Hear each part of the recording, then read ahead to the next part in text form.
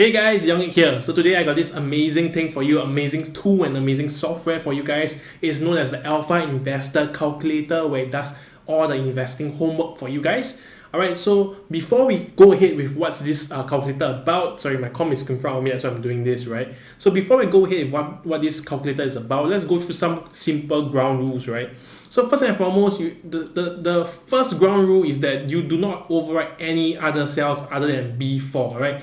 B4 is this cell over here. Let me just quickly go over here. B4 is this cell over here. You do not overwrite any other cells. For example, like maybe C5, C6, or this. I'm pretty sure most of you guys would know what's how to use Excel, right? So don't overwrite any other cells because it will affect the overall calculator, right?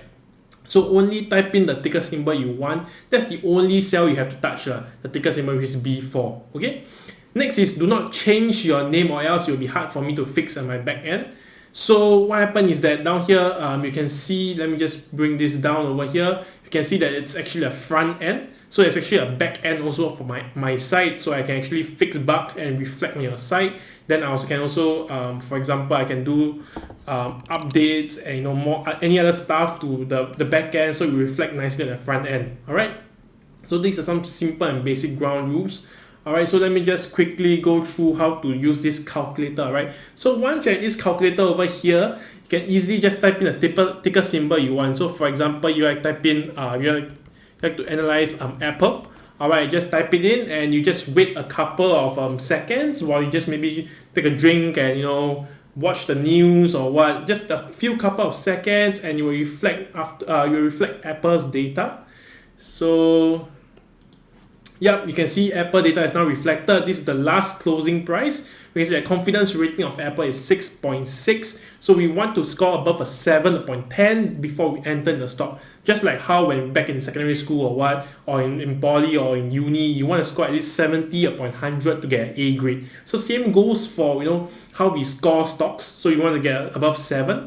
But I mean, if you score below 7, there's no right or no wrong. You can still enter in the stock, it doesn't matter. Just that maybe you have to do some position sizing and be more cautious about it. Alright? Then we need to look at the fair value, after which we have fair value of 3 different fair value. One is growth rate, one is dividend, how much to enter to get a 5% dividend yield, and then last and not least is assets, meaning to say how much you will get back upon Apple being liquidated, means Apple crashed to zero, how much will you receive as a shareholder. Alright, so this price target took into account 41 analysts' price target plus all the different financial models, PE, PEG, and all the other financial models that you can never ever think of, right? So they took into account all of this, and we have actually a very, I would say a better, a more suitable, a more accurate intrinsic value of $155.25. Alright? As for dividend and asset, these are actually quite straightforward. You want a 5% dividend yield, you should enter at $61.60. Whereas for asset, if you want to actually get money back if Apple share crash to zero, you should actually invest at $17.07. By looking at it right now, you can see Apple's current stock price is around $217.73. So mean to say that currently it is quite overvalued. It's quite overvalued. This is, you want to invest under when stock price is under $155.25. Alright, so if you guys don't know what Apple is, you can have the whole company profile over here. You can read up what's Apple, what does Apple do. You can actually have the key attributes quickly highlight for you already. You have the mode, you want to score a full bar. Apparently Apple only have a 3.5, so it's not too bad, not too shabby. That's why you can see that the confidence rating is only 6.6. If you have a 5.5 full bar, then probably you get a higher confidence rating.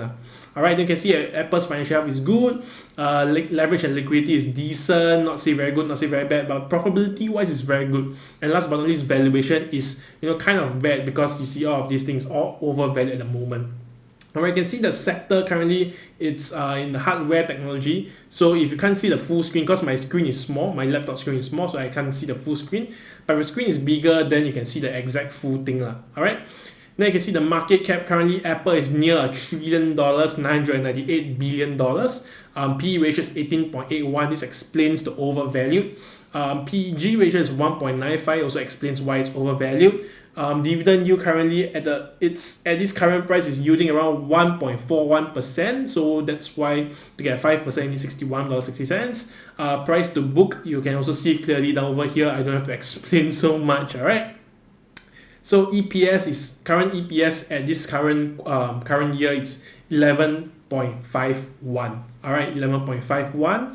So next we actually look at the 5 years assessment. Just down here, if you don't understand any financial formula, anything, don't worry, because this calculator got it set up for you. If it's bad, we say poor. All right, if it's good, we say good. So you can just quickly look through what is good and what is bad. So you can see quickly over here that everything actually looks good. Right, you have a profitability is actually quite near our price tag, our criteria over here. So it's actually poor.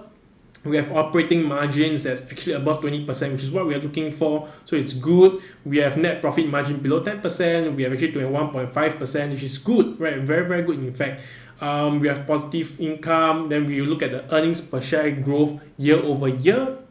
On top of it, we also look at earnings per share growth quarter over quarter. Now, this is very, very important because every time we look at the big picture, but I forgot to look at a small picture. So this time around, we dive straight into the small picture and look at the small picture itself.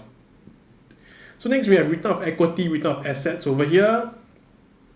And then after which, look at the positive revenue, meaning to say there's demand. But we also want to look at the demand quarter over quarter. Is it good or not? So apparently there is positive demand, which is a good thing. We also want to see demand year over year, which is 9.2%. So this is actually another good thing. All these things is quite obvious here. Other notable factors include like how much percent will you get back in return over how many period of years. All right, and then we can also see one important thing is the dividend growth. We actually highlight to you that Apple's dividend has been growing at a 66.87% over the last 5 years. All right. Then we look at the debt and leverage. We can see which is failing. So we can see a debt to equity ratio is kind of poor. We see a long term. Now we're looking at the overall long term debt and equity. This is also poor. We look at interest coverage. This is actually quite good. Quick ratio and current ratio, which is not a lot of people look at, but we also look at it. All right. So after which you look at the price target and then you look at the financial assessment, you actually kind of have a feel of whether you want to invest in this stock or not, and when you want to invest in this stock or not. So I know some of you guys actually say that hey, actually overpriced, but I still want to invest in this stock. Then what do I do? That's where we go to the technical outlook. So for this technical outlook wise, it is actually run by artificial intelligence. All right, artificial intelligence, it's algorithms all at the back running for it. So we can determine whether currently it's overall buy strength or sell strength or hold strength. So when it's buy strength, means say the overall strength of the market is going up. All right, when it's a hold strength means it's consolidation. When it's a sell strength means the overall trend is coming down. All right, this is how the terminologies that a lot of financial institution they use lah. All right, so this is not a recommendation to buy, sell, hold. It's just whether it's going up, hold, or coming down. All right, so after you also have soft and weakness, this tells you whether the direction and the strength is good or not. All right, so if you see soft and weakness, although you put a buy, meaning to say maybe it's starting to come back down. As you can see, it's starting to the increase is not so high anymore. It's slowing. The momentum is slowing. It's going to bend a rebound back downwards. All right. So after which you also can see the short-term resistance point is around $235 around here. So it's actually above a little bit of margin of safety above this current highest level of Apple. We also can see a short-term support point at $203, which is over here. Can you see this imaginary support line over here? All right, imaginary support line over here. So this is actually run by artificial intelligence. They actually determine when is it. Sometimes they look at the exponential moving average. Sometimes they look at a simple moving average. Sometimes it looks at the support and resistance line based on the imaginary line draw across. So this is how we actually determine when you should actually potentially look to buy in. So for example, in this case, maybe you look at $203 is a potential rebound spot to actually go in because of a horizontal support and resistance line. All right, support line. So having said that, we actually look at other performance as stats, and maybe the one-day stats, you're actually down 1.46%, the beta, volatility, etc., etc. You can see all these over here. And then next, we want to compare the analyst and competitor price action. We can see that over the past few days, we've seen that Apple has been actually being reiterated by a few different companies in terms of neutral, strong buy, and hold. What's the price target, and actually what's the overweight, what's the analyst coverage over the past few months. So there's actually 5 ways of covering Apple, covering stocks. So it's actually sell, which is if analysts put sell means it's upright straight sell the stock. There's underperform, there is hold, And then there's outperform, which is also known as overweight lah. Then there's actually buy. So you can see all of these over here. So currently it's at this fourth stage over here, fourth stage.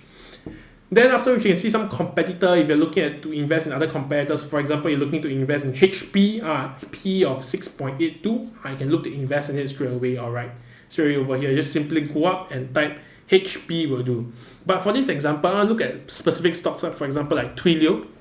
Now, why do I look at Twilio? But the reason why I look at Twilio is because currently Twilio is still a stock that is not profitable yet. It means it's not making money. And if it's not making money, it means to say that it has negative, here careful, negative earnings per share.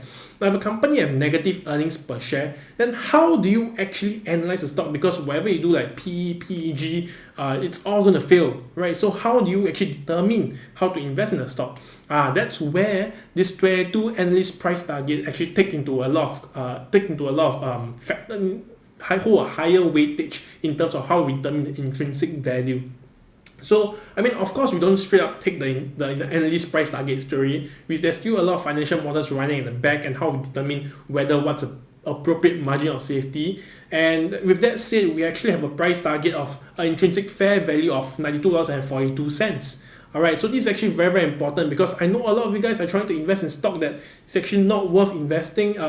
You can't invest because of negative earnings per share. Let's look at Uber, for example, UBER. All right, we all know it's negative. It's straight up negative all the way. So how do we determine whether it's Uber an investable stock? And if it's an investable stock, what should be the appropriate price, a fair value for us to actually invest in Uber? So we just type in a ticker symbol, wait a few seconds, let it load a little bit, and then afterwards you reflect everything of when should you invest into Uber. All right, so apparently right now Uber's confidence rating is 5.6, and we're quite near its fair value over here, which is so current price is $32.60. Our fair value based on 36 analyst price target and a different financial model plus a margin of safety, it's $30.38. So this is the fair value of Uber. I'm not saying that Uber is a must buy over here because it's very close to this stock price, this current price over here. But I mean, you also have to take a look at its current technical outlook. As for right now, we cannot really determine appropriate, we don't have enough data to determine whether it's appropriate to actually buy, sell, hold, because on the short term of IPOs listing over here. But then again, it actually gives you a good gauge what is the fair value. So in the case of maybe other stocks like, for example, what other stocks do I have? Grubhub. Grubhub has been around for quite some time. So we can determine whether it's a buy, sell, or hold for Grubhub. Or maybe you can look at other companies that's also negative in earnings per share. Uber is actually positive in earnings per share. Wow, I'm actually quite surprised Uber actually positive in earnings per share, but overall they're still negative after minusing all the this and that, everything behind lah. So now we have, it's actually Grubhub already, it's not Uber, sorry, it's actually Grubhub already. So Grubhub apparently is positive per share. You can see it's actually bullish over here. Currently put hold. So I'm not looking specifically at Grubhub. Okay, let's look at company which is a negative earnings per share. Let me see, for example, like Shopify. Shopify I think is positive also. Let me see if Shopify is, let's give it a few seconds to load. So yep, okay, Shopify currently has negative earnings per share. So how to determine whether and when is a fair value for Shopify? So according to 28 analysts and financial models, and a safety margin, we actually determine that it's $219.13. So we tell you everything, what's good, what's bad about this company. So to help you determine what is actually a appropriate kind of appropriate kind of decision that you want to go into a stock. So currently it's actually a bit laggy over here that we can't really show up the chart, but it's alright. Once I think it's my com issue, so once it fixes up, then it shouldn't be a problem really lah. But anyway, you can see that you can actually go to investing.com and see the charts, no problem. You just need to take note of the short-term resistance point, short-term support point. Alright, that's simple as that. So you can see what other things over here. So for example, you want to invest in company like Box. You want to know more about Box. Box is a competitor of Dropbox. So simply just type in Box, wait a few seconds, and let it load. So once it's done, you can find out exactly what you want to know about Box, and yeah, and it really makes your investing so much easier. See, 5.9 rating, fair value is $10.33, and down here $17.55. All right. So this is the Alpha Investor Calculator. I hope you guys actually have make a lot of money with this calculator, actually put a lot of time and effort in this. Alright, so thank you very much, and I'll see you next time. Bye bye.